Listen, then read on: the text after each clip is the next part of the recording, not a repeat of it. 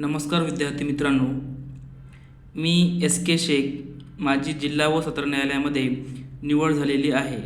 2023-24मध्ये जी exam TCSने घेतली होती त्या थ्रू माझी निवड झालेली आहे. तर मित्रांनो, आपण सिको अकॅडमी या चॅनलवर जे शिपायाबद्दलचं अभ्यासक्रम आहे, मुलाखत, चापवाली चाचणी, प्रश्नपत्रिका तसेच क्लर्कसाठी सुद्धा आपण या सर्व गोष्टी अगदी फ्रीमध्ये आपल्या या यूट्यूब चॅनलवर प्रोव्हाइड करत आहोत. त्यासाठी मित्रांनो, फक्त तुम्हाला या चॅनलला सबस्क्राईब करायचं आहे, या व्हिडिओला जास्तीत जास्त लाईक करून शेअर करायचं आहे. तर मित्रांनो, आजचा आपला विषय आहे की बरेच जणांनी मला कॉल करून मेसेज करून प्रश्न विचारला की सर नेमकं फॉर्म कुठे भरू, मला ते सांगा की फॉर्म कुठं भरायचं आहे. तर मित्रांनो, आज आपण बघूया की फॉर्म कुठे भरावा याविषयी आपण आज माहिती घेणार आहोत. तर मित्रांनो, व्हिडिओ पूर्ण पहा.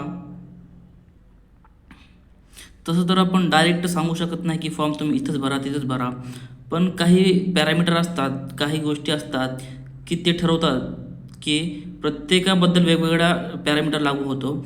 जसं की प्रत्येकाचा अभ्यास वेगवेगळा असतो, प्रत्येकाची जॉब करण्याची इच्छा वेगळी असते.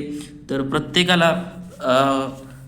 प्रत्येकाला काही अडचणी असतात आणि ह्या सर्व अडचणी समोर ठेवून आपल्याला विचार करावा लागतो की आपल्याला नेमकं फॉर्म कुठं भरायचं आहे.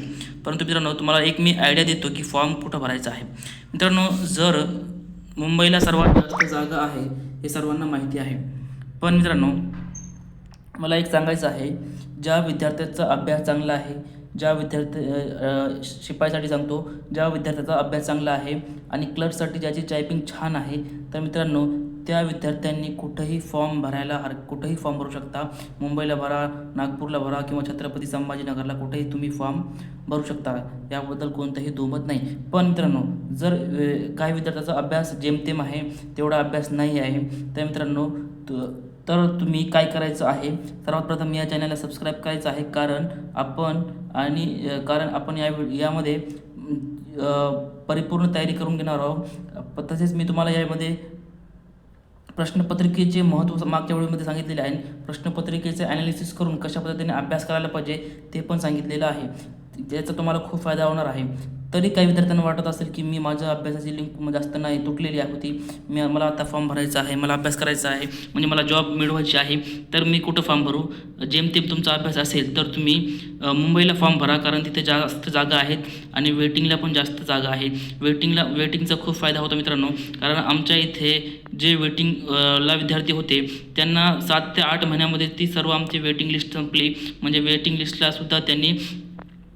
लिस्टवाल्यांना सुद्धा त्यांनी घेतलेलं आहे, हे लक्षात ठेवा. म्हणून मित्रांनो, ज्याचा जेमतेम अभ्यास आहे त्यांनी मुंबईला बिनधास्त भरा, आणि ज्याचं बऱ्यापैकी अभ्यास आहे की सर माझा अभ्यास छान आहे, क्लर्कचा विषय आहे की माझी टायपिंग छान आहे सर, तर तुम्ही कुठेही फॉर्म भरू शकता, तुम्हाला काहीही अडचण नाही. आणि काही असे विद्यार्थी असतात की सर मला काहीही करून पोस्ट मिळवायची आहे, माझं वय वाढलेलं आहे सर माझ्या खूप अडचणी आहेत सर, माझी फॅमिली आहे किंवा इतर काही गोष्टी आहेत, मला काही करून जॉब मिळवायची आहे.